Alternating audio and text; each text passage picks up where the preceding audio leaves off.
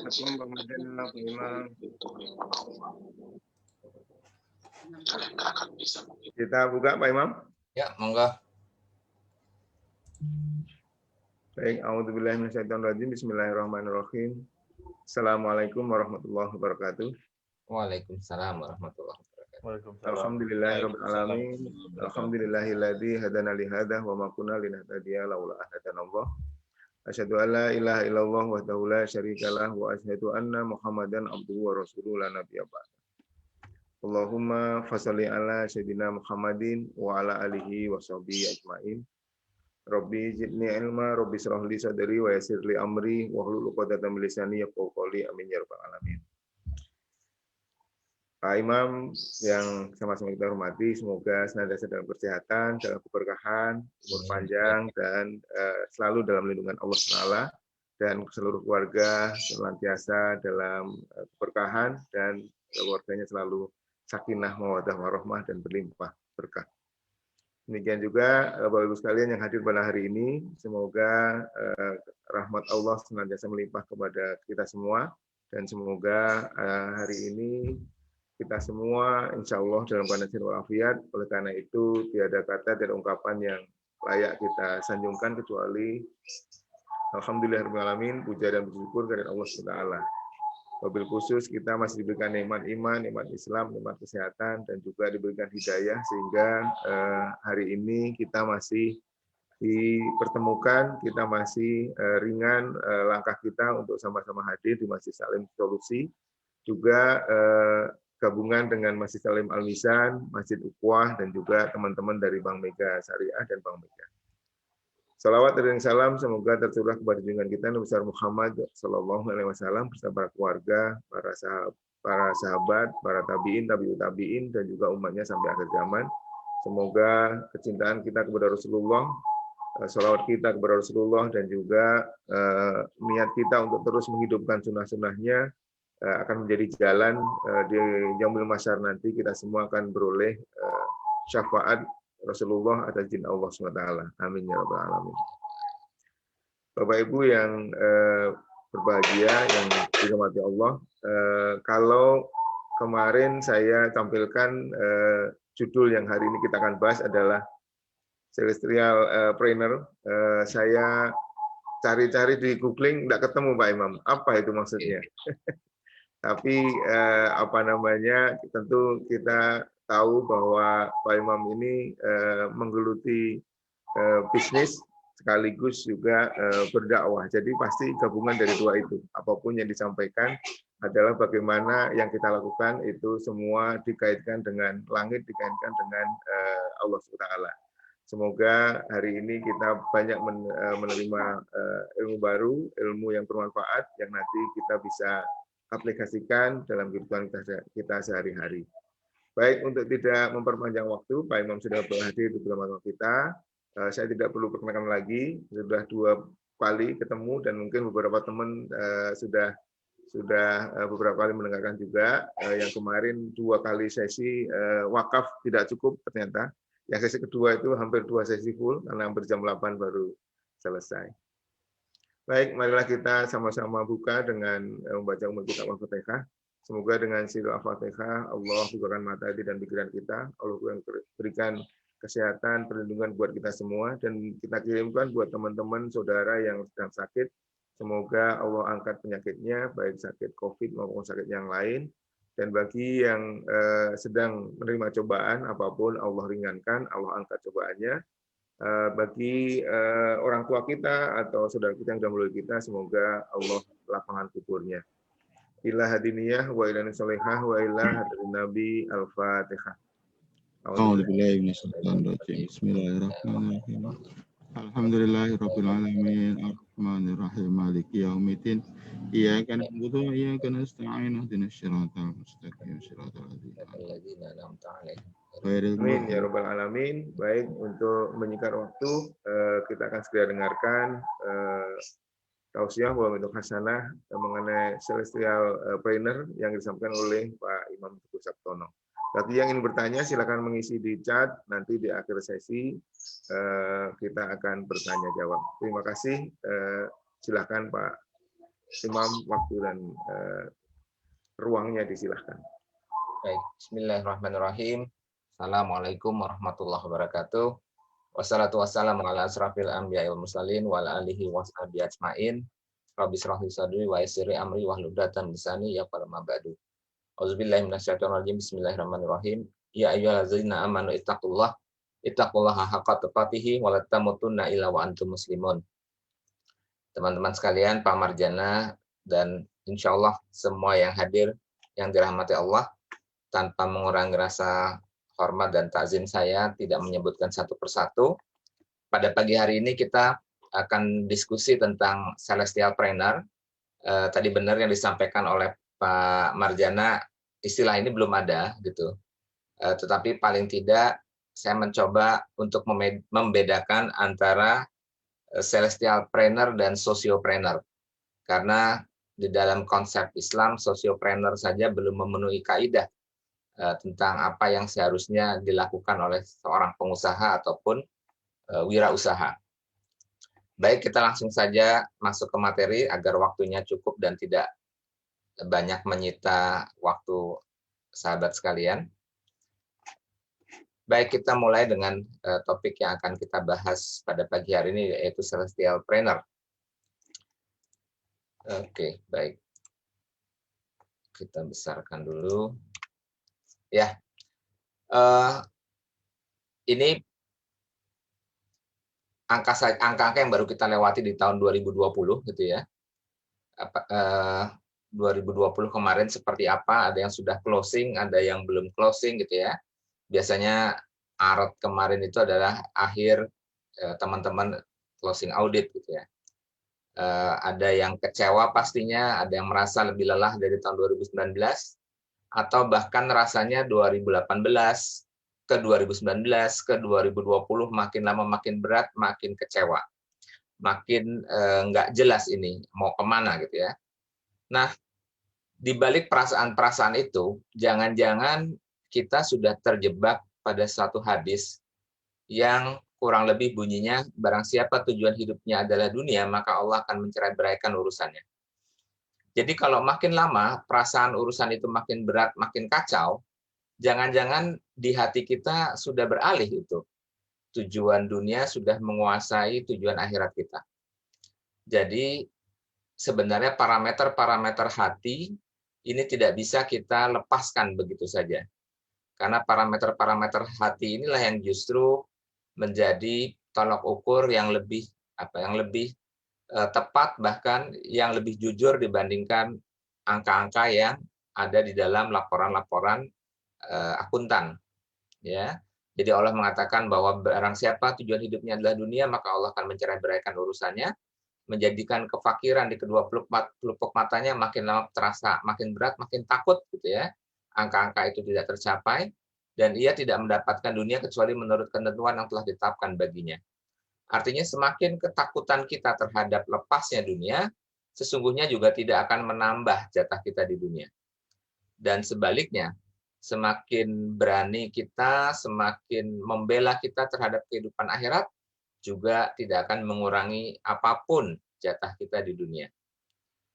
Jadi Allah akan mengumpulkan urusannya, menjadikan kekayaan di hatinya, dan dunia akan mendatanginya dalam keadaan hina.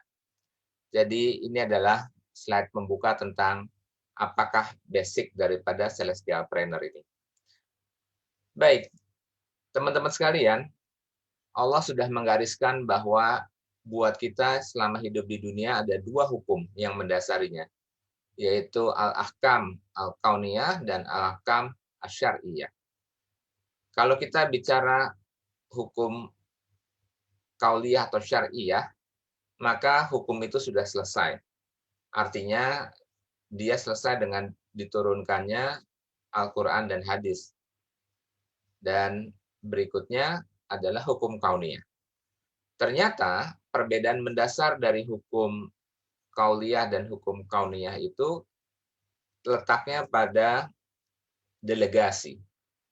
Di mana hukum kauliyah itu tadi sudah selesai dengan turunnya hadis, sunnah, dan Al-Quran, dan dia berjalan sesuai dengan kehendak Allah. dalam artian kehendak Allah adalah sesuai dengan ridhonya Allah. Artinya kita masuk surga itu boleh jadi bukan karena ketaatan kita ya kepada Allah dalam konteks puasa kita yang hebat, sholat kita yang luar biasa, ya, tetapi lebih karena keridhaan Allah. Ya, jadi ada sifat ridhonya Allah yang membawa kita masuk ke surganya Allah. Dan inilah yang membuat para ahli tasawuf terutama sangat khawatir tentang ibadah-ibadahnya karena dia sangat meyakini entah lewat pintu yang mana Allah akan memasukkan kita ke surganya Allah. Belum tentu lewat sholat kita, belum tentu lewat puasa kita. Disitulah letak ridhonya Allah. Tetapi kalau hukum kauniyah, ini adalah hukum yang berjalan dan terus turun. Jadi ayat-ayat kauniyah Allah terus turun dan belum selesai sampai dengan akhir zaman nanti.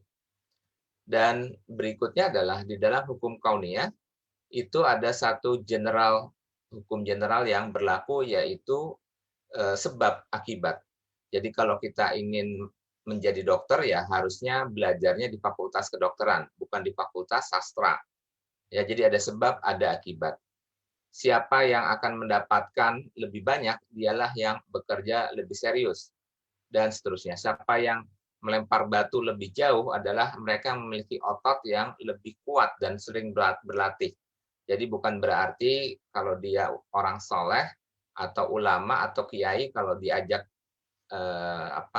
perlombaan lontar batu, maka batu sang kiai ini kemudian bisa menembus ke langit, nggak akan mungkin, gitu ya. Karena dalam konteks itu yang berlaku adalah hukum kauniyah.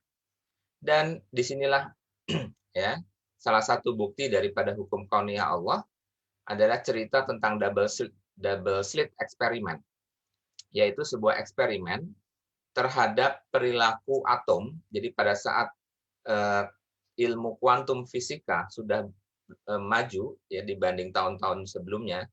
Jadi pada tahun 1978 itu ya ada sebuah kemudian dituangkan ke dalam jurnalnya sendiri baru gitu ya. Di mana dilakukan serangkaian percobaan tentang double slit eksperimen. Percobaannya apa?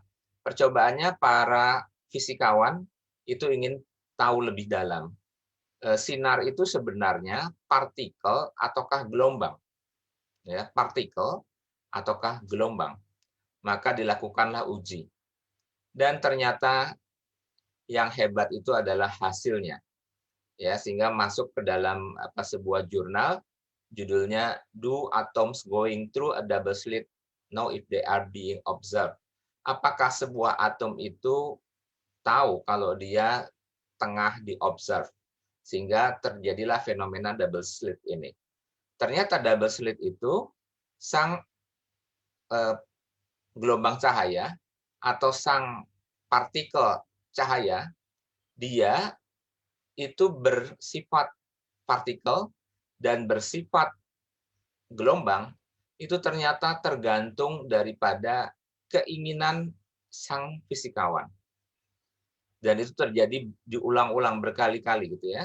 Pada saat sang fisikawan condong bahwa menyatakan kayaknya cahaya ini gelombang deh, maka atom pun cahaya akan berubah menjadi sifatnya sebagaimana laksananya gelombang.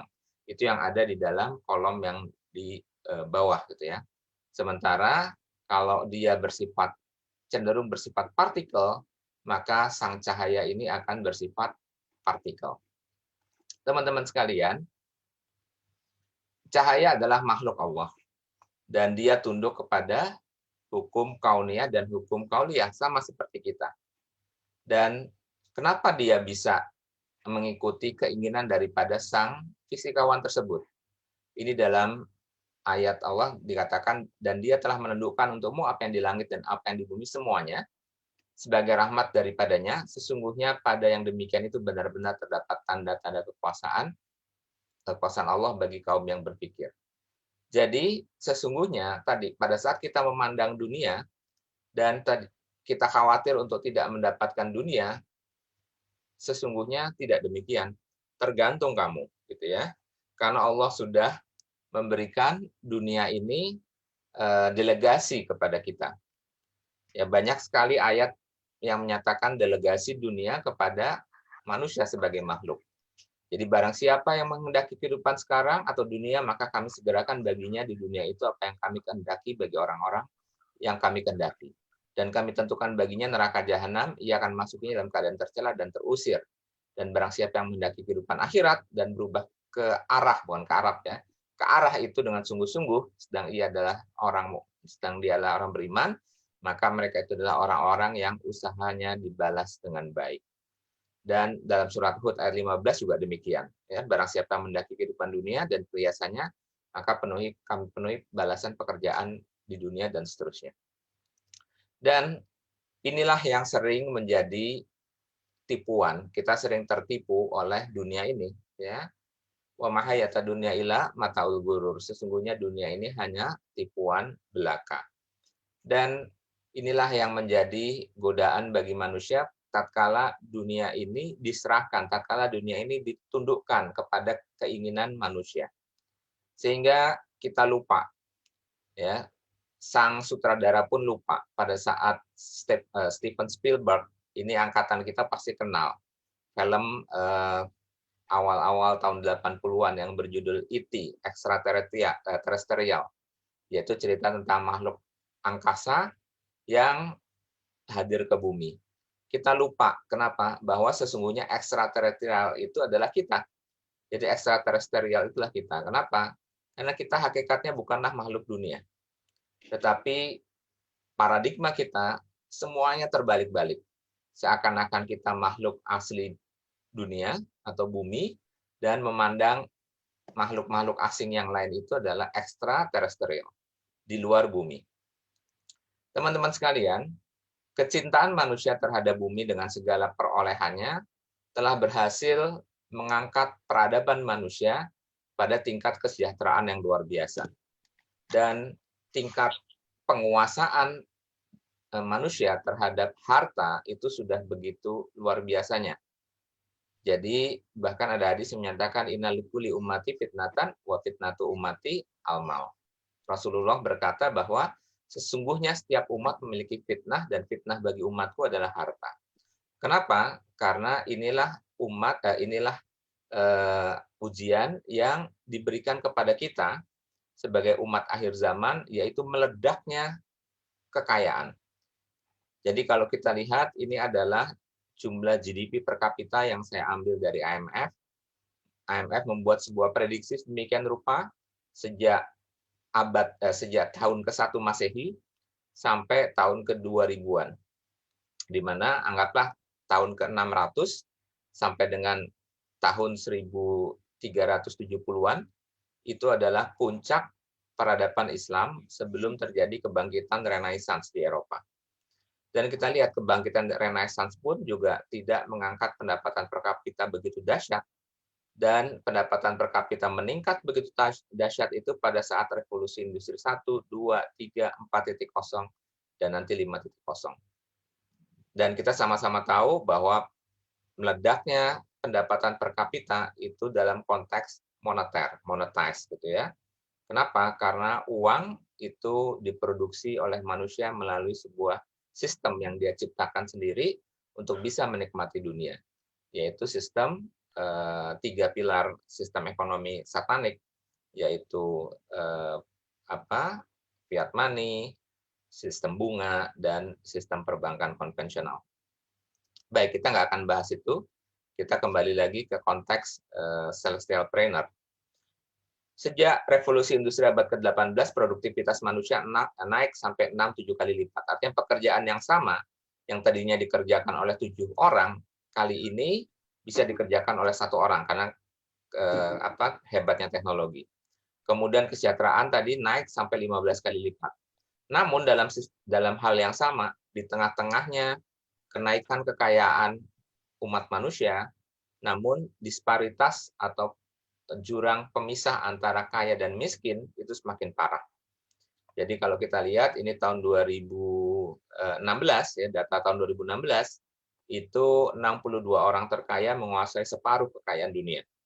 Jadi cukup 62 orang. Dan angka ini turun dari 388 orang terkaya di dunia menguasai separuh kekayaan dunia, kemudian turun menjadi 80 di tahun 2014 dan turun jadi 62 di tahun 2016. Artinya semakin tua semakin tua usia bumi ini, maka kekayaan semakin bertumpuk pada segelintir orang. Dan angka tahun 2019 dari organisasi yang sama, Oxfam, teman-teman bisa lihat, tahun 2016 62 orang, di tahun 2018 jumlahnya dari yang 62 itu di tahun 2016 turun menjadi 42 di tahun 2017 dan turun menjadi 26 orang saja di tahun 2018 yang bisa asetnya setara dengan kekayaan 3,7 miliar penduduk dunia atau separuh penduduk dunia. Dan tadi yang saya katakan, kekayaan yang dimaksud itu sama sekali tidak ada hubungannya dengan kebahagiaan. Jadi kekayaan tidak identik dengan kebahagiaan. Kita bisa lihat angka-angka tingkat bunuh diri yang tertinggi, jadi suicide rate ini per 100.000 orang. Di Rusia itu tertinggi 21,8, disusul Jepang 19,5 gitu ya. Jadi 19,5 angka bunuh diri per 100.000 orang. Ya, jadi tendensi masyarakat bunuh diri. Dan yang dimaksud dengan Rusia, Jepang, Prancis, Amerika, Jerman itu adalah semua negara dengan pendapatan per kapita yang sangat tinggi. Bahkan yang menarik itu data COVID-19, kalau teman-teman bisa buka, cari gitu ya. Judulnya adalah suicide rate gitu ya, angka bunuh diri di Jepang karena COVID. Ternyata orang bunuh diri di Jepang karena takut COVID, angkanya lebih tinggi dari korban yang meninggal karena COVID. Itu tidak bisa dibantah dan sebuah fakta. Jadi bagaimana tadi ya ketakutan-ketakutan seperti di slide yang pertama, pada saat kita sudah menjadikan dunia di dalam hati kita, maka justru yang ditampakkan di depan mata kita adalah kefakiran yang membuat kita makin takut, makin ciut, padahal tadi takutnya kita tidak akan menambah jumlah rezeki kita di dunia. Dan cerita tentang kekayaan dan ketimpangan ini sudah sering saya ulang berkali-kali, bahwa ternyata hasil penelitian orang yang khawatir meninggal karena kelaparan itu 795 juta orang. Sementara orang yang oleh WHO dihitung nantinya meninggal karena obesitas, kegemukan, itu jumlahnya sekitar 2,1 miliar. Jadi, lebih sedikit orang yang meninggal karena kelaparan dibanding orang yang meninggal karena kekenyangan. Demikian juga, kalau kita lihat angka jumlah makanan sisa yang expired, tidak dihabiskan, terbuang, itu 1,3 miliar ton per tahun, yang jumlahnya 4 kali lebih banyak dari yang dibutuhkan untuk bisa orang yang lapar tadi menjadi kenyang. Teman-teman sekalian, apa yang menjadi dasar daripada fenomena-fenomena yang saya ceritakan tadi gitu ya, di mana terjadi ledakan kekayaan luar biasa diikuti oleh ketimpangan kemiskinan dan rendahnya tingkat kebahagiaan. Penyebabnya adalah sebuah paradigma tentang conventional paradigm of economy. Nah, kita mulai dari konteks ekonomi, yaitu tukar-menukar barang atau jual-beli atau transaction. Kalau kita buka buku-buku konsep, ya, textbook dari sistem ekonomi, bahwa syarat saling bertukarnya barang atau jasa itu bertemunya supply dan demand di pasar. Apapun struktur pasarnya, maka kita selalu dihadapkan pada kalimat bahwa asumsi utama dari para penjual dan pembeli adalah rasional. Apa atau kapan dikatakan para pelaku ekonomi rasional? Apabila penjual memaksimumkan profit dan pembeli memaksimumkan kepuasan atau utility. Dan atas dasar kepuasan, maksimalisasi kepuasan dan maksimalisasi profit, bertemulah barang di pasar dan terjadilah transaksi. Masing-masing dengan tujuan maksimum profit dan maksimum utility. Selesai kita belajar struktur pasar, kita buka bab atau chapter berikutnya, yaitu kita ketemu yang namanya konsep the law of diminishing return daripada utilitas. Apa itu the law of diminishing marginal return daripada utilitas? Jadi kalau seseorang anggaplah di padang pasir, kemudian rasa haus, dan ada satu tukang teh botol, maka di tengah haus di padang pasir, maka orang akan memiliki utilitas yang begitu tinggi terhadap teh botol pertama. Jadi kalau di kantong kita ada, anggaplah 5 juta rupiah ekuivalen, maka pada saat teh botol pertama dijual 200.000, maka kita akan semangat membelinya. Ya, karena utilitasnya begitu tinggi. Di mana lagi nggak ada tukang teh botol yang lain, dia hanya satu-satunya. Kemudian setelah kita habiskan teh botol yang pertama, maka ditawarilah teh botol yang kedua. Maka refleks, kita tidak mau dengan 200.000, kalau boleh 150.000. Kemudian habis teh botol yang kedua, teh botol yang ketiga. Tapi perut kita sudah mulai kenyang. Dan tukang jualannya tahu, maka ditawarkanlah 100.000. Dari 200, 150, 100.000. Selesai teh botol yang ketiga, masih ditawarkan lagi. Ditawarkan lagi. Sampai akhirnya, kalau boleh, kita akan mengusir tukang teh botol tersebut dan kita kasih ongkos untuk pergi. Karena dia akan terus merepotkan kita. Artinya apa? Artinya, barang atau jasa itu memiliki titik jenuh bagaimana dia memuaskan utilitas kita. Artinya, ini sebenarnya lahirnya konsep ekonomi yang sungsang, gitu ya, prematur. Jadi buat apa kita memaksimumkan sesuatu yang kita jelas-jelas tahu dia bakal turun, dia bakal makin lama makin turun utilitasnya. Sementara tadi dikatakan bahwa semua yang rasional dia akan memaksimumkan kepuasan. Padahal dia tahu kepuasan itu tidak akan pernah mencapai titik maksimum karena dia akan turun kembali. Nah, bagaimana dengan cara pandang Islam terhadap ekonomi? Kembali, Islam itu selalu berangkat dari tujuan sang pembeli dan penjual itu selalu dalam konteks ibadah. Artinya, dia bertransaksi sebagai fungsi daripada ibadah, mendekatkan diri kepada Allah. Sang penjual merasa punya kewajiban ya untuk memberikan nafkah kepada para pekerjanya, maka dia lari ke pasar. Sementara sang pembeli memiliki kewajiban untuk memenuhi kebutuhan hidupnya dalam konteks beribadah, maka dia lari ke pasar. Nah, kedua pelaku yang didasarkan oleh konteks ibadah itu bertemu di pasar. Nah, dalam konteks itu, maka yang terjadi pertukaran itu bukanlah ya refleksi daripada cost of production dilawankan refleksi daripada cost of utility. Bukan profit versus kepuasan. Tetapi yang terjadi adalah saling tukar-menukar maslahat. Loh, kenapa maslahat? Karena sekali lagi tujuan mereka adalah dalam konteks beribadah. Nah, apabila yang saling dipertukarkan itu maslahat, maka maslahat itu tidak mengenal yang namanya konsep the law of diminishing return daripada maslahat. Maslahat itu apabila dipertukarkan maka akan terjadi peningkatan nilai maslahat yang tidak akan pernah turun. Nah, apa itu maslahat? Yaitu tadi kalau Imam Syatibi, parameter maslahat itu apabila kedua produsen konsumen itu bertukar, maka akan terjadi kenaikan tingkat ketauhidan, akan terjadi kenaikan tingkat kecerdasan, akan terjadi keselamatan terhadap jiwa, akan terjadi keselamatan terhadap keturunan, dan harta mereka pun juga semakin bertambah. Jadi, disinilah perbedaan mendasar antara ekonomi konvensional dengan konsep Islam. Nah, ini dia.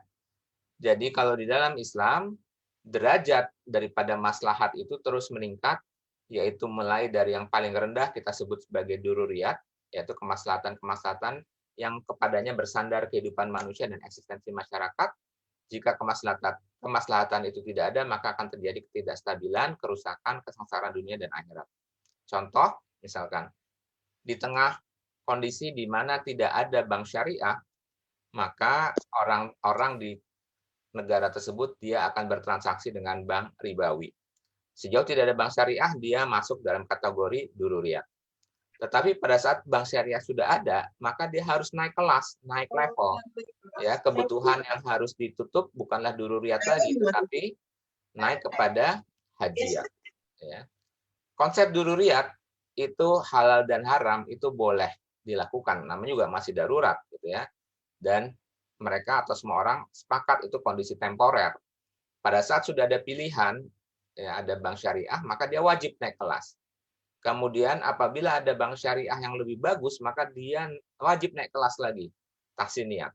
Nah, konsep naik kelas inilah yang disebut dengan berhijrah. Nah, dengan demikian, maka selalu terjadi peningkatan-peningkatan di mana derajat daripada peningkatan itu adalah tinggi rendahnya manusia di hadapan Allah. Bandingkan dengan konsep sistem ekonomi tadi ya, yang konvensional. Nah, sekarang kita sama-sama ambil barangnya apa? Misalkan barangnya kain atau busana.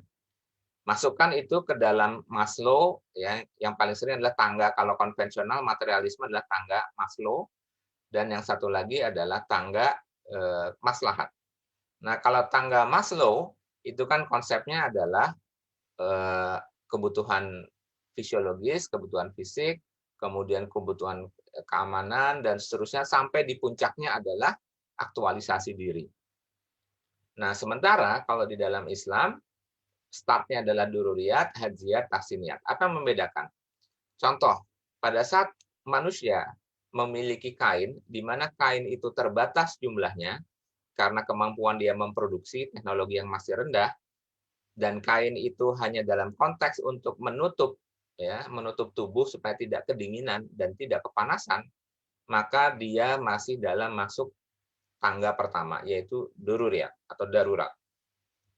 Kemudian, pada saat jumlah kain yang diproduksi itu sudah semakin banyak, dia bisa tidak hanya menutupi panas dan dingin, tetapi dia juga bisa berpikir untuk mulai menutup aurat sesuai dengan perintah Allah, maka dia masuk ke kelompok hajiyat, naik kelasnya.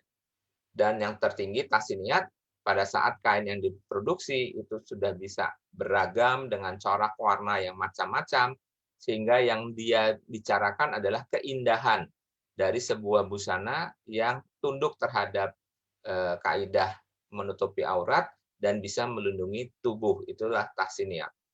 Dan itulah konsep tangga daripada kebutuhan umat Islam. Sementara kalau kita bicara Barat, maka yang boleh tumbuh itu adalah pricing-nya. Sehingga pada ujungnya adalah aktualisasi diri.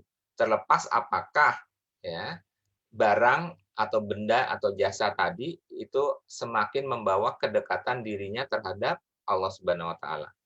Jadi kalau buat orang Barat, kolom yang kedua gitu ya, bajunya Louis Vuitton, kainnya rumah mode di Paris, itu menurut dia adalah tangga yang lebih tinggi dibanding mereka yang ada di sebelah kanan, gitu ya. Padahal yang dimaksud dengan tangga daripada kebutuhan jasa dan barang di dalam Islam adalah kebutuhan barang dan jasa untuk semakin mendekatkan diri kepada Allah Subhanahu wa taala. Baik. Jadi, apakah yang dimaksud dengan celestial planner? Jadi celestial planner itu adalah konteksnya adalah antitesis dari sebuah konsep wira swastanya Korun, atau saya sebut sebagai Korun business model. Apa yang salah dengan Korun? Korun itu the best CEO, ya, karena dimuat di dalam Al-Quran, jadi bahkan lebih hebat dibanding mereka yang dimuat di dalam Forbes, gitu ya. Kemudian the most admired company, richest man in the world, gitu ya. Bahkan di dalam, kalau kita buka kitab-kitabnya Nasrani atau Yahudi, bahkan disebutkan Korun itu pernah menjadi menteri keuangan daripada Fir'aun. Dan ada sebuah tirani sempurna antara Fir'aun, Haman, Korun, gitu ya. Jadi antara kekuasaan politik, pemilik modal, kemudian kelompok teknokrat itu bergabung menjadi satu, kemudian di kubu orang-orang beriman, di kelompok Musa ada pengkhianat namanya Samiri. Dan kalau kita lihat kok kayaknya mirip-mirip seperti yang kita hadapi sekarang. Walau alam bisawab, karena kalau kita lihat kisahnya Musa itu 136 kata Nabi Musa disebutkan dalam Al-Quran dan merupakan Nabi yang paling banyak disebut di dalam Al-Quran. Artinya, kalau kita berdekat-dekat dengan Al-Quran, maka kisah yang paling sering kita baca adalah kisahnya Musa dengan Fir'aun. Kenapa demikian? Pasti ada hikmah. Jangan-jangan apa yang dihadapi oleh Musa itu apa yang dihadapi oleh umat Rasulullah pada saat akhir-akhir zaman. Ya. Dan berikutnya adalah apa yang salah dengan Qorun? Kita coba buka di dalam Al-Qasas 76:83. Disebutkan ciri-ciri dari bisnis Qorun. Ya. Pertama adalah maka keluarlah Qorun karena ingin dilihat.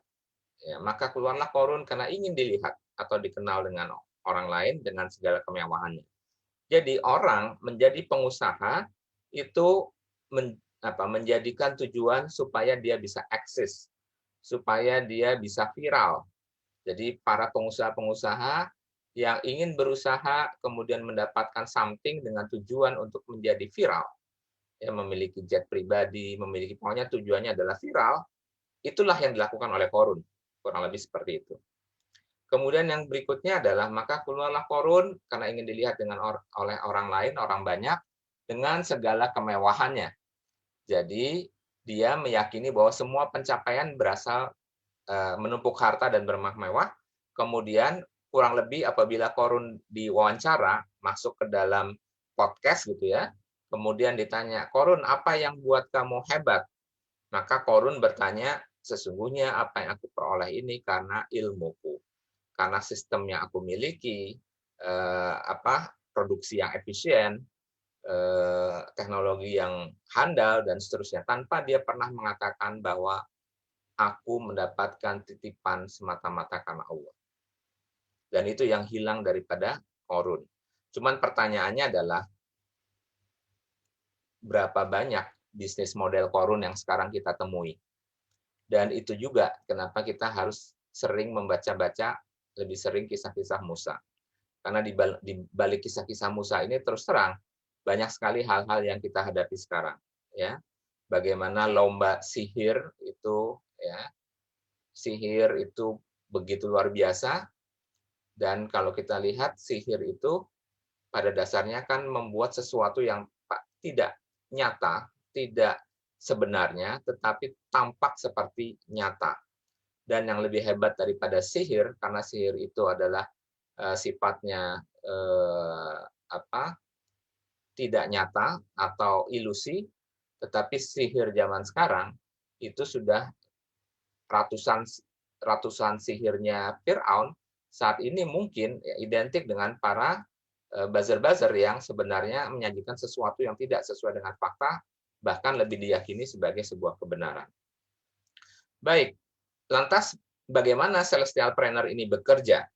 Saya ambil contoh, celestial planner itu bekerja tadi, bagaimana berusaha, berwirausaha itu adalah sebagai alat, sebagai device untuk semakin mendekatkan diri kepada Allah. Ini contohnya adalah logika untung ruginya Abu Hanifah.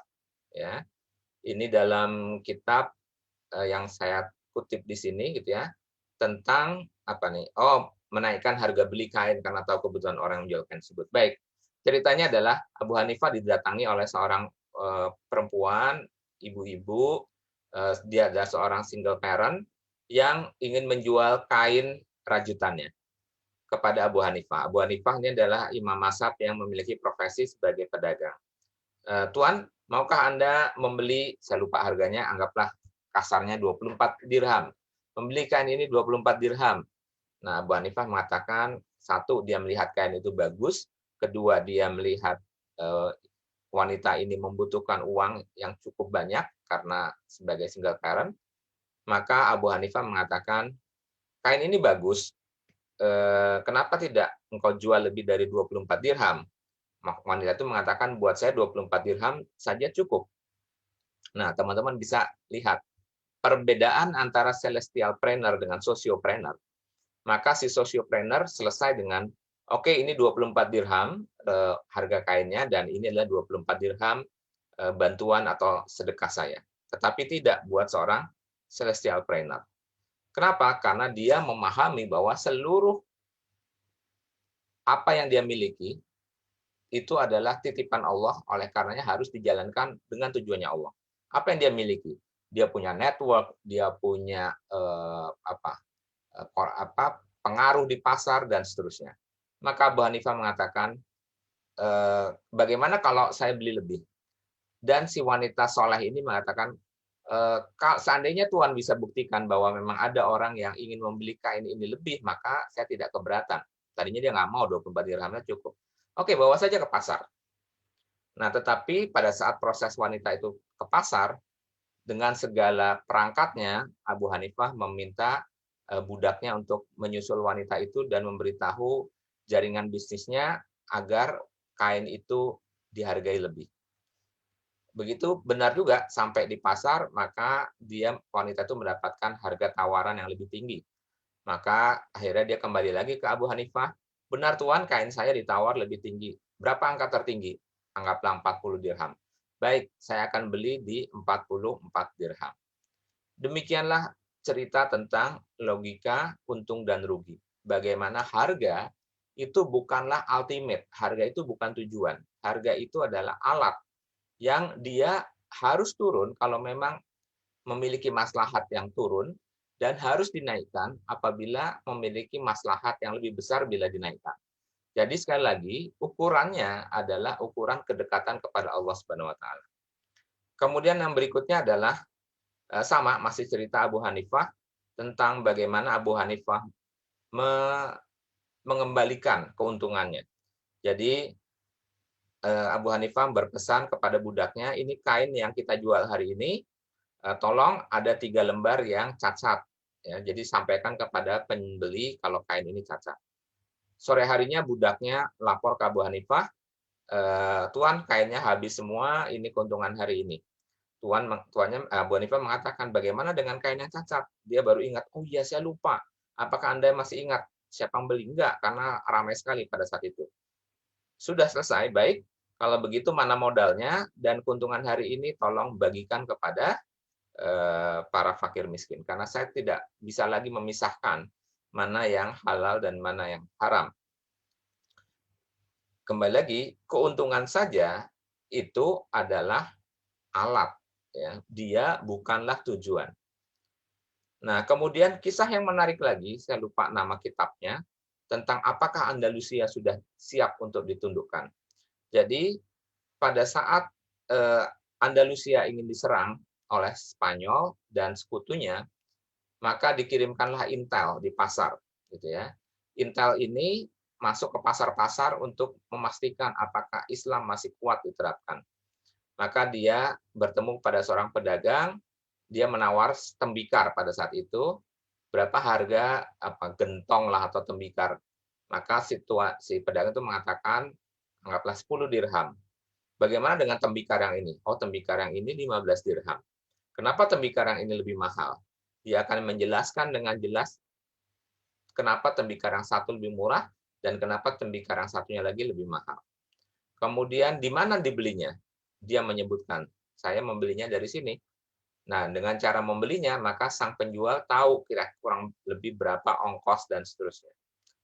Nah, kemudian setelah tawar-menawar terjadi dan terjadi kesepakatan, pada saat si pembeli ingin membayar, maka sang pedagang mengatakan, Tuan, apakah Tuan keberatan apabila Tuan saya ajak ke toko di depan sana, kebetulan dia barangnya sama dengan saya, kualitasnya saya jamin sama, tetapi saya lihat hari ini dia belum laku satupun.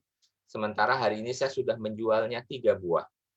Jadi apabila Tuan tidak keberatan, saya ajak ke sana dan saya jamin barang yang Tuan beli sama, kualitasnya dan harganya pun memadai. Maka sang intel tersebut kembali kepada tuannya dan mengatakan bahwa Andalusia belum bisa dikalahkan. Ya, sampai dengan beberapa saat kemudian yang terjadi di pasar sebaliknya, antar pedagang menjelekkan satu dengan yang lain. Baik, dengan demikian Buat seorang celestial planner, maka cara yang paling mudah berbisnis adalah menyamakan frekuensi langit dengan frekuensi apa yang dia kerjakan. Menyamakan frekuensi definisi untung dan definisi rugi sesuai dengan definisi untung dan definisi ruginya Al-Quran. Kenapa? Supaya tidak terjadi perbedaan paradigma. Maka dia mencoba mencari tahu apa yang dikatakan untung di dalam Al-Quran, itu pula yang harus dirasakan di dalam bisnisnya. Nah, maka dikumpulkanlah semua referensi tentang untung. Dan bukan 4 ini saja ya. Jadi saya 4 ini karena ruangan slide-nya yang terbatas. Tapi sebaliknya tadi teman-teman kumpulkan referensi dengan untung dan kumpulkan referensi dan apa kata Allah tentang rugi. Jadi Allah mengatakan buat mereka yang untung adalah mereka yang berdakwah. Jadi organisasi bisnis yang untung adalah bisnis yang menjalankan fungsi dakwah di dalamnya. Bisnis yang untung adalah bisnis yang menjalankan fungsi jihad dalam hal bersungguh-sungguh. Kemudian fungsi bisnis yang untung adalah apabila dia diselamatkan dari sifat kekikirannya. Dan berikutnya definisi yang untung adalah sebuah organisasi yang menjalankan salat dan zakat dengan konsekuen dan seterusnya. Baik, sehingga di dalam bisnis itu terjadilah prinsip yang namanya lillah, fillah, dan billah. Apa itu lillah? Sesungguhnya apa yang aku peroleh, semuanya berasal dari Allah dan untuk Allah. Ya, oleh karenanya untuk Allah. Jadi kalau kita dititipkan aset yang besar, dititipkan organisasi, dititipkan anak buah, mereka hadir itu pada dasarnya bukan karena kehebatan kita. Tidak seperti kalimatnya Korun gitu ya, karena itu Allah yang mengizinkan, oleh karenanya harus dijalankan dengan prinsipnya Allah. Itu yang namanya filah. Jadi lillah semua berasal dari dan untuk Allah, oleh karenanya harus dijalankan dengan jalannya Allah, maka terakhir la haula wala quwata illa billah. Apapun hasilnya, apabila sudah dijalankan dengan cara dan prinsip Allah, maka apapun hasilnya, kalau dia bagus, sesuai dengan ekspektasi kita, maka bukan kita hebat, tetapi Allah yang memudahkan kita, pertolongan Allah, dan apabila tidak sesuai, maka itu seizin Allah. Itulah rasa daripada seorang celestial planner, sehingga tadi menghadapi angka-angka yang dimaksudkan tadi bisa lebih tenang, karena yang ada di dalam hatinya adalah akhirat, bukan dunia. Nah, ini adalah kisah nyata tentang kisah warung Pak Dayat. Kisah warung Pak Dayat ini adalah cerita bagaimana rombongan keluarga saya, biasalah dalam satu liburan tahun 2000 berapa, waktu itu GPS belum terlalu bagus, sering banyak blanknya, kita ngebolang, pengen jalan-jalan, masuk ke Pamengpeuk, dan seterusnya. Nah, di tengah jalan, rombongan keluarga saya ada 3 mobil, berangkat dari Bandung, ya, tujuannya adalah Pamengpeuk, tetapi di tengah jalan, ini yang terjadi, ya, tiba-tiba ada jalan longsor, jalan tertutup, dan seterusnya. Akhirnya kita balik badan, sinyal GPS tidak ada, muter-muter tersesat. Ya, di tengah hutan, ya, pedesaan yang bukan jalan ramai, bukan jalan utama. Di tengah lapar itu akhirnya hanya ada satu-satunya restoran, bukan restoran sih sebenarnya, warung Tegal, namanya warung Tegal Pak Dayat. Dan di luar dugaan Pak Dayat terheran-heran, dia ngelihat kita yang pada saat itu 3 mobil menghabiskan satu isi warung, ya karena tidak ada warung lagi, dan warung dia adalah skalanya adalah skala desa. Dan sebaliknya, ini adalah sebuah fenomena sehari-hari. Apakah kita yakin pada saat kita melakukan suatu effort, apakah marketing, apakah apapun, kemudian angka yang kita peroleh melonjak, terus kemudian kita berani mengatakan bahwa sesungguhnya strategi yang kita terapkan itu adalah strategi yang jago banget, kita keren banget, dan ini terjadi karena strategi kita. Dan pada dasarnya, apa yang hadir di hadapan kita adalah apa yang diizinkan oleh Allah untuk sampai kepada kita. Dan ini juga yang sering juga saya katakan, pasti teman-teman sudah pernah lihat slide ini berkali-kali gitu ya. Ini juga cerita tentang, kalau teman-teman IPB pasti kenal yang namanya water tracking, yaitu angka berapa jumlah air yang dibutuhkan untuk menghasilkan 1 kilogram komoditi. Ternyata Anggaplah beras itu 2.500 liter air yang menyertai 1 kilogram beras.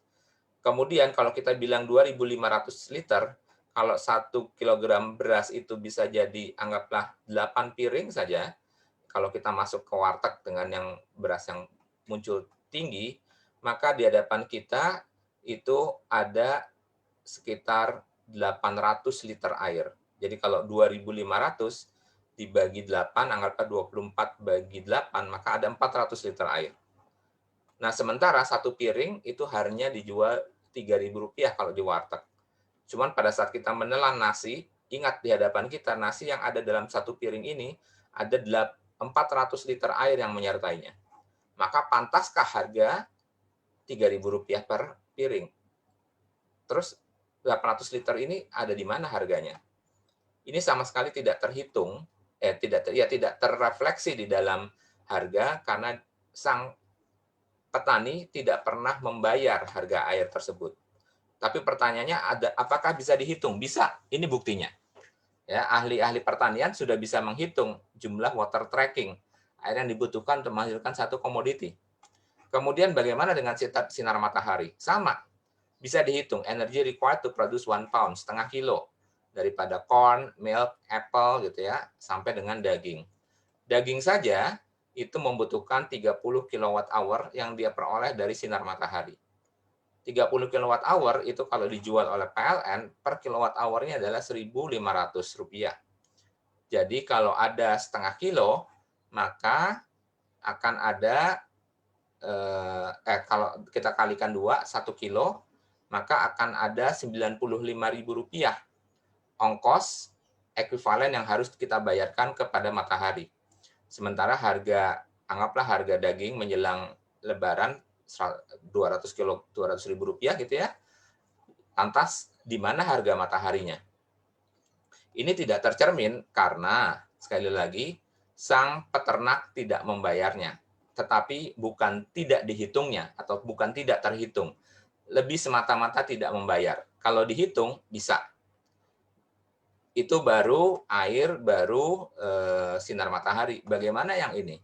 Wah, kalau kita hitung-hitung satu-satu nih ya, magnesium, ada nggak harga magnesium per gram? Ada di pasar. Ya, sodium pun juga ada harga di pasar. Kemudian selenium, semuanya ada harganya di pasar. Tetapi sekali lagi ini tidak dihitung untuk memproduksi harga 1 kilogram daging. Nah, jadi sang celestial planner sadar betul transaksi yang tengah dijalankan oleh Allah kepada dirinya. Karena dia memperhitungkan semuanya, bukan membayar, yang memperhitungkan. Ya, jadi kalau kita lihat lantas harusnya apa? Harusnya ada celestial transaction, ada transaksi dengan langit sebenarnya, yang justru jumlahnya lebih besar, yang tidak bisa dihitung dengan sistem akuntansi. Ya, jadi ada celestial transaction antara kita dengan Allah, antara pengusaha dengan Allah. Lihat, kalimatnya adalah, hai orang beriman, sukakah kamu aku tunjukkan suatu perniagaan yang dapat menyelamatkan kamu dari azab yang pedih. Kemudian yang berikutnya, sungguhnya Allah membeli dari orang mukmin. Bayangkan Allah melakukan jual beli, baik diri maupun harta mereka dengan berikan surga untuk mereka. Jadi bayarannya adalah surga. Kemudian siapakah yang mau meminjamkan kepada Allah pinjaman yang baik? Ya, maka Allah akan melipat gandakan balasan pinjaman. Itulah semua adalah kata-kata transaction. Jadi di dalam Al-Quran itu ada term and condition transaction yang saya sebut sebagai celestial transaction atau transaksi langit. Kok ada? Ya tadi bukti-bukti yang saya tunjukkan, ya itu adalah bukti-bukti transaksi dengan langit di mana manusia tidak bisa memasukkannya ke dalam harga, tetapi sesungguhnya manusia bisa menghitungnya.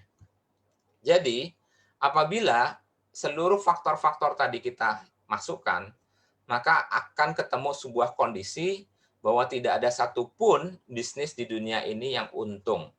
Atau dengan kata lain, berlakulah ayat di dalam Al-Quran, seluruhnya manusia dalam kondisi merugi. Jadi kita selama ini tepuk tangan, senang, senyum, mendapatkan senang kalau dapat bonus dan seterusnya, adalah semata-mata karena kita sepakat atas sistem kebodohan akuntansi. Atas dasar sistem kebodohan akuntansi tersebut kita sepakat untuk gembira dan sedih. Ya. Ya kan tadi karena sepakat aja. Kalau ditanya apakah bisa dihitung? Bisa dihitung, tapi kita sepakat yang kita masukkan sebagai harga pokok adalah harga yang kita bayar saja. Yang tidak kita bayar dikeluarkan sehingga kita mendapatkan untung. Atas dasar itu kita tepuk tangan, kita sedih dan seterusnya. Tetapi sekali lagi kalau kita baca dalam Al-Qur'an sesungguhnya yang tidak kita masukkan ke dalam sistem akuntansi adalah sistem transaksi dengan langit. Dan itu kalau dihitung maka yang bisa di-capture oleh akuntansi itu tidak lebih dari 5, bahkan tidak lebih dari 1%.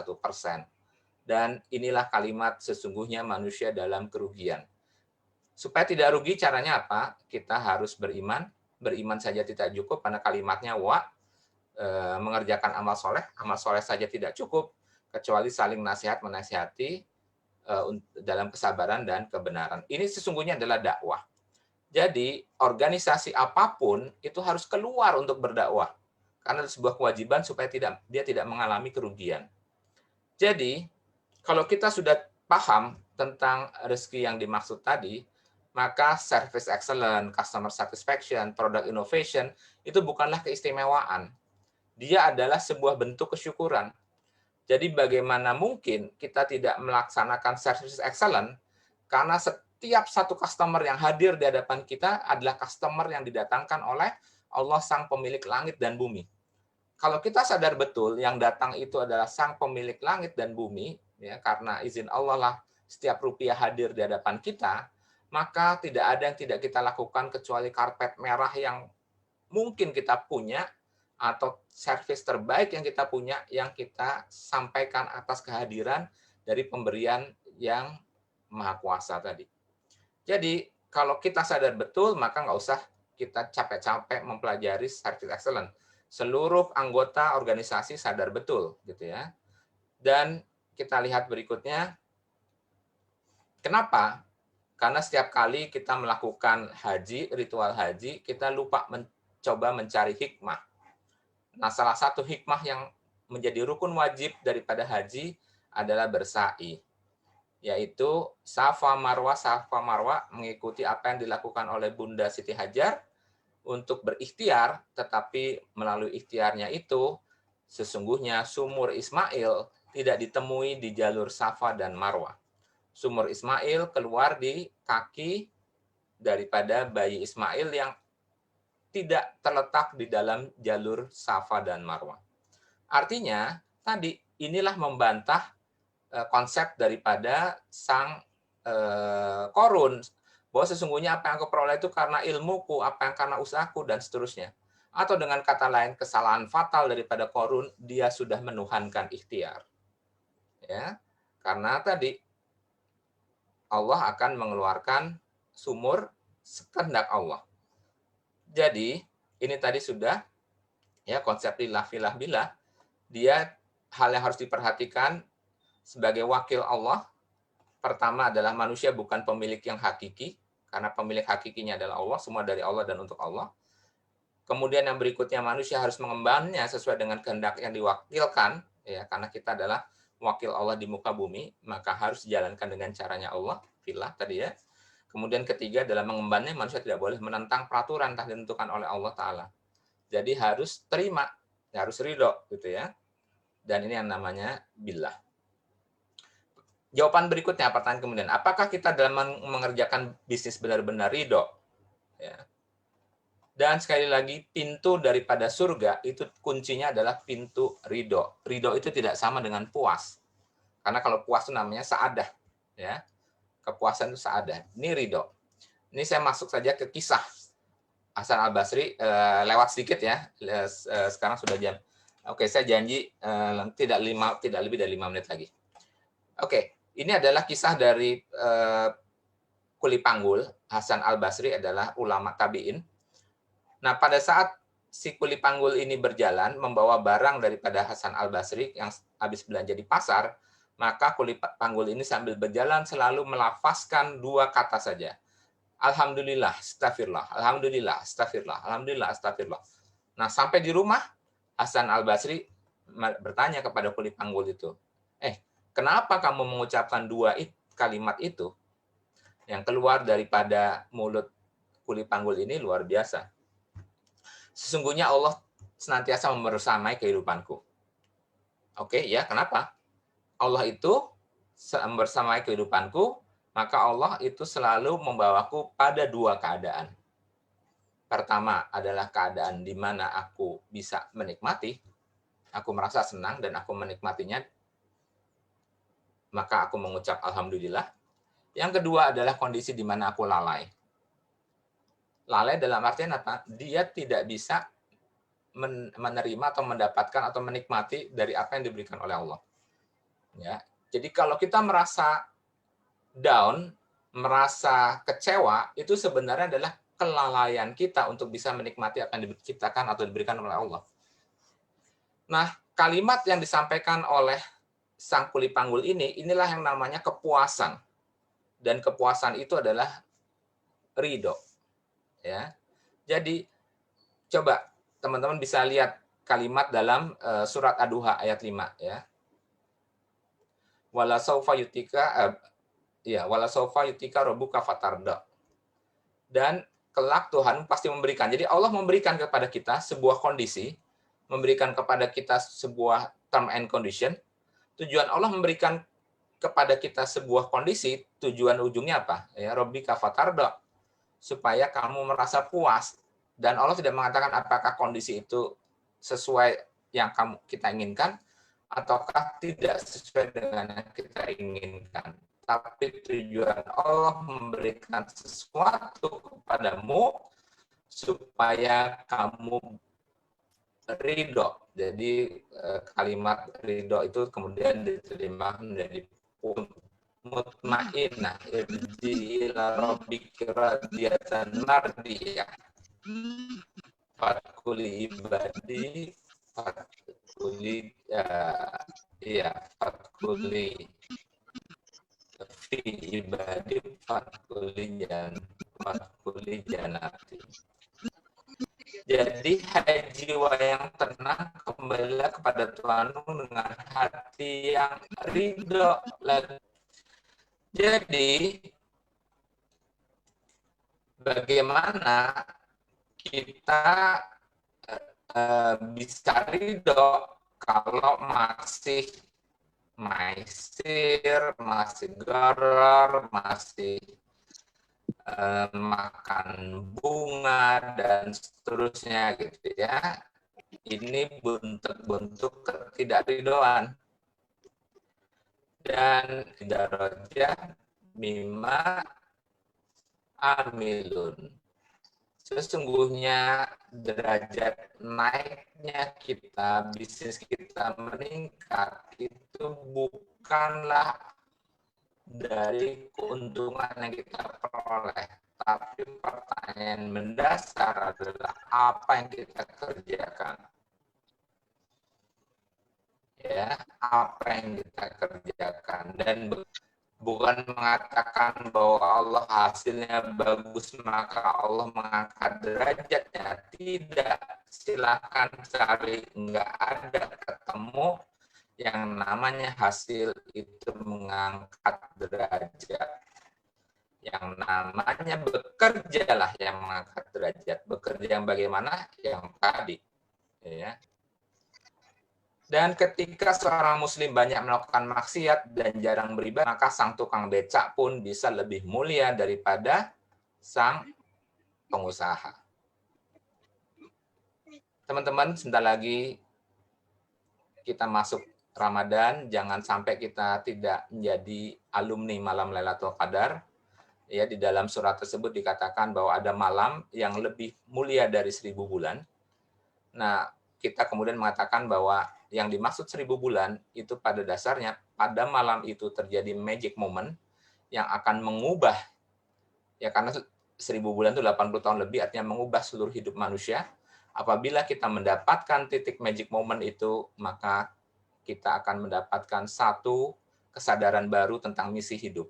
Jadi the new resolution, pembaharuannya selalu terjadi di malam Lailatul Qadar. Kalau buat orang Nasrani kan, oke, malam tahun baru gitu ya. Apa resolusi kita? Apa resolusi kita? Nah, di dalam buat umat Islam, ini ada satu nanti malam Lailatul Qadar adalah malam resolution. Dan inilah mungkin proklamasi kita untuk menjadi celestial planner. Penutup, sesungguhnya hakikat masalah hidup itu bukanlah target bisnis yang tidak tercapai, angka laba yang tertinggal, hutang yang tidak kunjung lunas, sakit yang tidak kunjung sembuh, hidup yang kekurangan. Tidak itu. Masalah terbesar dunia adalah bila dunia ini gagal mengantarkan kita ke surganya Allah, karena kita hidup hanya sekali. Karenanya ia tidak boleh gagal, jangan hidup biasa-biasa saja, ia harus luar biasa. Demikian, wabillahi taufiq wal hidayah. Assalamualaikum warahmatullahi wabarakatuh. Waalaikumsalam warahmatullahi wabarakatuh. Jazakallah khairan katsiran Pak Imam. Luar biasa hari ini kita belajar perspektif yang berbeda, perspektif baru bagaimana memandang sebuah transaksi, bagaimana memandang sebuah aktivitas yang kita mungkin sudah sering mendengar bahwa suara saya bergema ya. Bagus, Pak Mar. Ya, bergema ya? Enggak, bagus. Bagus, Pak. Oke. Kita memandang bahwa yang namanya ibadah apa segala macam itu keduniaan, tapi ternyata bagaimana mengkaitkan dengan Allah, dengan langit, dengan celestial itu dengan cara yang berbeda dan luar biasa. Saya baca tadi di beberapa chat Pak Imam, hari ini perspektif baru, hari ini belajar sesuatu yang baru. Banyak chat yang mengisahkan begitu. Kemudian ada chat juga yang minta bahwa hari ini materinya berbeda, oleh karena itu ingin mendapatkan bahannya. Kemudian ada pertanyaan, ada dari Bu Maria, Masya Allah, alhamdulillah ilmu yang hari ini disaring oleh Ustaz Imam Santoso sangat berguna sekali untuk kami para pedagang, ya, semakin mengazamkan diri untuk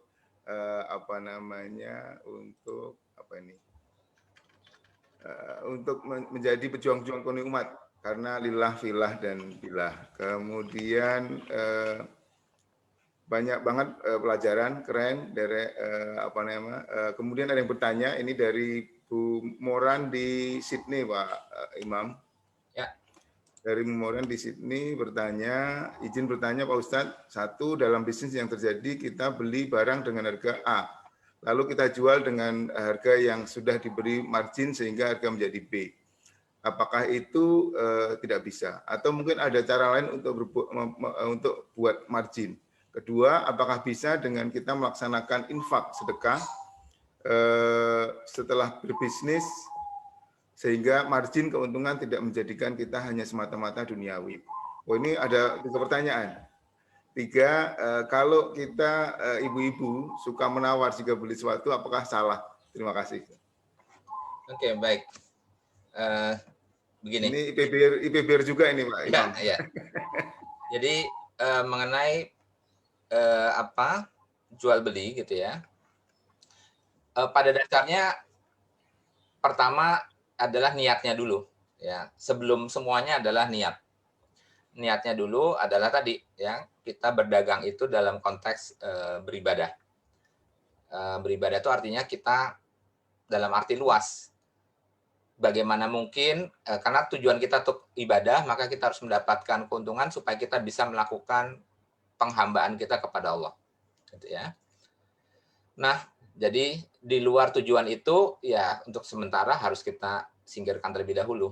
Jadi sudah pasti kita ingin mengharapkan adanya sebuah keuntungan di mana keuntungan itu kita pakai untuk tujuan beribadah. Nah, kemudian apakah boleh dilakukan mendapatkan margin? Nah, justru itu adalah hakikat daripada jual beli gitu ya. Karena ini untuk menghindari kita terjerumus kepada riba gitu ya. Karena tadi kalau orang Yahudi mengatakan sesungguhnya riba sama jual beli itu sama saja, maka dibantah oleh Allah bahwa Allah mengharamkan riba tetapi menghalalkan jual beli. Jadi ya sama-sama mendapatkan keuntungan, tetapi yang satu riba dari tujuannya adalah bertambahnya uang dengan fungsi daripada waktu, sementara jual beli selalu ada barang, ada underlying dan ada value added di dalam sistem ekonomi yang ditambahkannya. Nah, kemudian berikutnya adalah margin. Nah, memang di sini ada kesepakatan, ya kesepakatan para ulama sesungguhnya, bukan sebuah, karena kalau ditanya berapa besar margin yang mungkin, ini kisahnya banyak ya, mulai dari kisah Urwah. Jadi Urwah itu adalah asisten daripada Rasulullah yang diberi uang 1 dinar untuk membeli seekor kambing. Nah, sampai di rumah, sampai di pasar, dengan kepandaiannya atau dengan cara apapun, akhirnya Urwah itu mendapatkan 2 ekor kambing. Kemudian di tengah perjalanan pulang, 1 ekor kambingnya ditawar orang seharga 1 dinar, maka sampai di rumah Rasulullah, Urwah menyerahkan 1 dinar plus 1 ekor kambing. Rasulullah bingung, kemudian Urwah diminta untuk menceritakan kisahnya. Nah, akhirnya ditutup dengan sebuah kalimatnya Rasulullah yang sangat terkenal. Dia mengatakan, Urwah, sesungguhnya di tanganmu debu pun bisa engkau jual. Jadi di tengah itu Rasulullah dengan joke-nya, ya, dengan kalimat humornya mengatakan, dasar lo pinter banget sih dagang gitu ya. Debu pun bisa kamu jual. Artinya itu sebuah kalimat bentuknya apresiasi, tetapi disampaikan dalam bentuk joke. Intinya kalau kita lihat hitung-hitungan, oh ya, 1 dinar beli 2, 1 lagi dijual 1 dinar, berarti keuntungan 100%.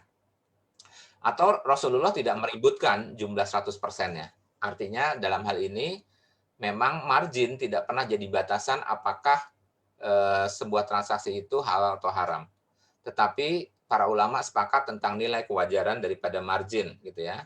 Dan ini adalah kesepakatan saja bahwa margin itu dikatakan masih wajar plus minus 30%. Itu ada beberapa dalil yang dikaitkan kenapa 30% gitu ya.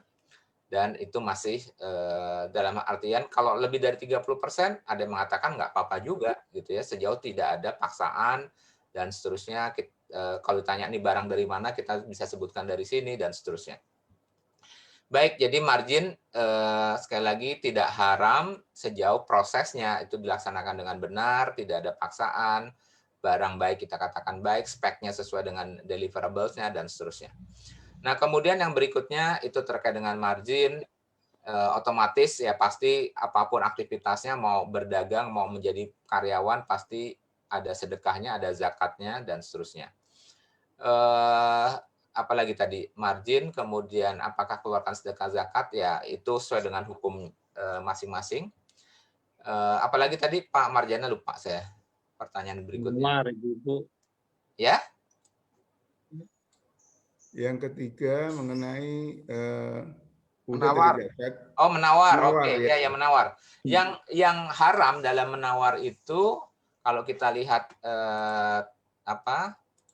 yang dilarang itu ba'i mutar. Ba'i mutar itu adalah kita menawar barang dalam kondisi sang penjual itu dalam kondisi kepepet. Jadi tadi kalau kita menjual plus minus 30%, maka menawar pun juga plus minus. Ini kurang lebih 30% masih oke lah. Tetapi kalau lebih rendah dari itu, gitu ya, kemudian yang dipakai itu adalah orang yang kepepet, suaminya sedang masuk ICU sehingga dia terpaksa harus menjual mobilnya, menjual rumahnya, gitu ya. Kemudian kita mengatakan, oh ini aji mumpung, ya, karena yang menjual kepepet, maka tawar habis. Nah, sehingga penawarannya itu keluar dari kewajaran, harga kewajarannya. Dan kita katakan, wajar kok, namanya juga orang kepepet, maka potong 50%, oke lah gitu ya. Kembali lagi, yang kita kejar itu adalah keberkahan, ya. Yang kita kejar tadi, kita sesungguhnya bertransaksi, seluruh transaksi kita pada dasarnya bertransaksi dengan Allah melalui perantara makhluknya. Ya tadi, ya Allah mengatakan bertransaksi dengan saya dan seterusnya. Nah, karena sesungguhnya pemilik hakikat daripada seluruh apa yang di langit dan bumi milik Allah. Jadi kita bisa bayangkan kalau kita menawar habis, kita sesungguhnya sedang bertransaksi dengan Allah. Apakah kita mampu menawar begitu murahnya, sementara bencana yang dihadapkan, karena dia menjual kepepet karena kebutuhan atau kepepetnya dia itu atas izin Allah, kemudian atas izin Allah itu kemudian kita eksploitasi. Itu kan luar biasa. Dan itu yang dimaksud dengan ba'i mutar, makanya haram. Ya, seluruh ulama mengatakan haram membeli barang dengan harga yang begitu rendah pada saat orang tengah kepepet.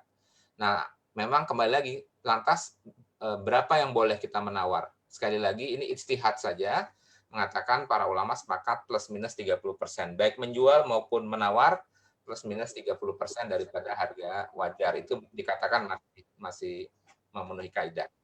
Walau alam dijawab. Ya, terima kasih Pak Imam. Ini pertanyaannya banyak banget ini.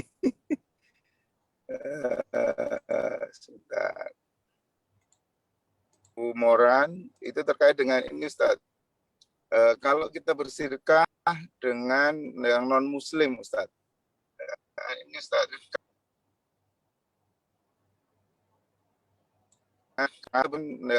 Dengan yang non Muslim. Kadang-kadang kan kalau non Muslim mungkin ya, Ustaz. Jadi Imam, ya, apapun silakan. yang kita lakukan, ya, apapun yang kita lakukan dengan non Muslim itu kaidahnya adalah kaidah muamalah, gitu ya. Kaidah muamalah boleh-boleh saja dilakukan dengan non Muslim, berbisnis dengan non Muslim nggak ada masalah, gitu ya. Kaidahnya kaidah muamalah, tetapi buat umat Islam meskipun kan non Muslim, kita tetap harus patuh terhadap hukum-hukum yang berjalan dengan kita, ya. Tadi dikatakan tawar-menawar dan seterusnya. Nggak apa-apa, dia pakai bahasa untung rugi, tetapi kita di paradigma kita tidak semata-mata untung dan rugi. Ya, jadi ada beberapa kondisi tadi kalau kita berkongsi, kemudian berbisnis dengan non Muslim boleh nggak? Boleh saja, nggak ada masalah. Itu kaidahnya adalah kaidah muamalah. Yang penting karena kalau kaidah muamalah apa yang tidak dilarang boleh dilakukan. Ya, jadi berekonomi itu adalah masuk dalam kaidah muamalah. Jadi selama tidak ada larangan sah-sah saja silahkan dilakukan. Itu jadi jangankan konteks yang lain, jadi konteks bisnis saja boleh. Nah, mengenai sedekah, ya memang sedekah yang diutamakan adalah sedekah kepada Muslim terlebih dahulu, gitu ya. Tetapi ada kelompok-kelompok sedekah yang bisa berlaku khairi. Ya, kayak wakaf itu boleh, bahkan penerima manfaatnya non Muslim itu boleh. Jadi misalkan berwakaf jalan, jembatan dilewati orang non Muslim boleh, gitu ya. Dan insya Allah kita mendapatkan pahalanya. Demikian juga bersedekah dalam konteks misalkan bencana alam, korban perang dan seterusnya, itu silahkan saja. Tetapi ada yang mungkin sedekah yang dikhususkan terhadap kelompok tertentu, misalkan zakat. Zakat memang penerimanya 8 asnaf, gitu ya, itu sudah clear. Tetapi kayak sedekah, kemudian infak, kemudian wakaf, itu penerimanya bisa dalam konteks yang lebih luas. Bahkan bukan manusia pun juga boleh kalau kita bicara wakaf, gitu ya. Baik, walau alam bisawab. Ya baik, terima kasih Pak Imam. Ini pertanyaan mungkin terakhir ya Pak Ustaz. Assalamualaikum warahmatullahi wabarakatuh, dari Ilham Aceh. Saat ini dengan mudah kita mendapatkan informasi di media sosial sehingga kita mudah untuk menjual apapun itu. Salah satunya adalah rumah ruko. Dia menjadi agen gitu. Bagaimana hukumnya menjual properti secara online? Apakah termasuk sabda Nabi menjual barang yang bukan miliknya? Jadi dia jadi agen kayaknya Ustaz. Ya. Jadi menjualkan barang yang dijual oleh orang lain. Bagaimana hukumnya Ustaz? Terima kasih. Baik. Jadi tadi posisinya kalau kita jual beli memang barang harus milik kita. Sehingga pada saat kita bukan menjadi pemilik, maka memang benar statusnya itu adalah kita sebagai samsara atau sebagai agen. Nah, salah satu hukum daripada agen itu kita mendapatkan mandat, ya, kita mendapatkan mandat dari sang pemilik barang, di mana mandat tersebut ada syarat-syarat daripada mandat, yaitu jelasnya term and condition, ya, jelasnya term and condition antara pemilik dan agennya. Kemudian yang berikutnya si penjualnya juga mengetahui. Nah, dengan demikian, maka jualan online ini bisa halal, bisa haram karena bukan online ya. Karena kalau online itu hanya sarana saja. Tetapi yang harus kita lihat adalah kontrak-kontrak dokumen yang ada di dalamnya. Ya, kontrak dokumen yang ada di dalamnya. Apabila dia memenuhi kaidah daripada agent, artinya saya sudah mendapatkan mandat daripada sang pemilik barang, ya nggak ada masalah, gitu ya. Yang jadi masalah itu adalah satu, kita tidak mendapatkan mandat, berarti kita menjual barang yang sama sekali kita tidak miliki, bahkan tidak mendapatkan mandat sama sekali, gitu ya.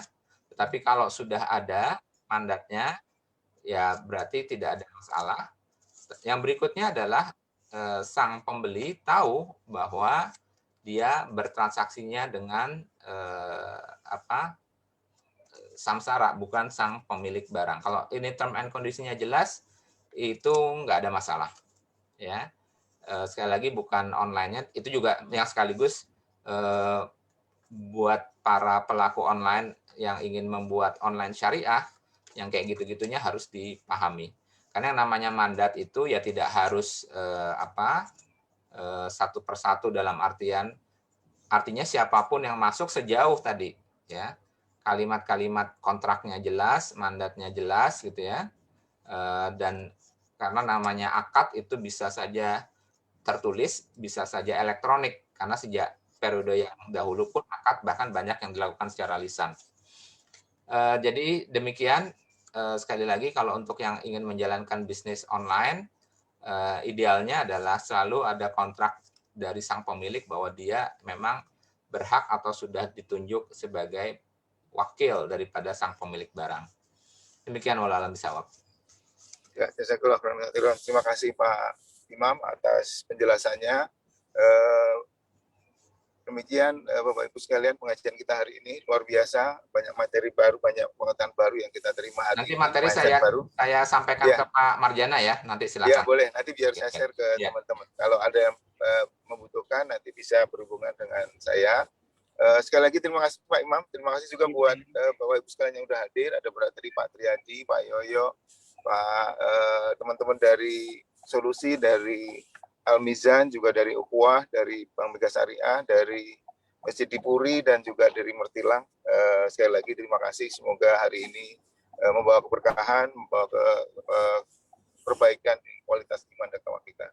Pak Imam, boleh izin ditutup dengan doa Pak Imam? Baik, mari sama-sama kita buka doa kita dengan suratul Fatihah tersebut. Auzubillahi minasyaitonirrajim. Bismillahirrahmanirrahim. Alhamdulillahirabbil alamin arrahmanirrahim maliki yaumiddin. Iyyaka na'budu wa iyyaka nasta'in ihdinas siratal mustaqim. Siratal ladzina an'amta 'alaihim ghairil maghdubi 'alaihim waladdallin. Amin. Bismillahirrahmanirrahim. Hamdan na'imin, hamdan syakirin, hamdan yuafi ni'amahu wa kafi mazidah. Rabbana lakal hamdu kama yanbaghi li jalali wajhikal karim wa 'azimi sultanik. Allahumma shalli ala Muhammad wa ala ali Muhammad. Rabbana taqabbal minna salatana wa siyamana wa qiyamana wa ruku'ana wa sujudana wa qudana wa tadarruana wa takashuana wa ta'budana wa tamim taksirana ya Allah ya rabbal alamin. Rabbana zalamna anfusana wa illam taghfir lana wa tarhamna lanakunanna minal khasirin.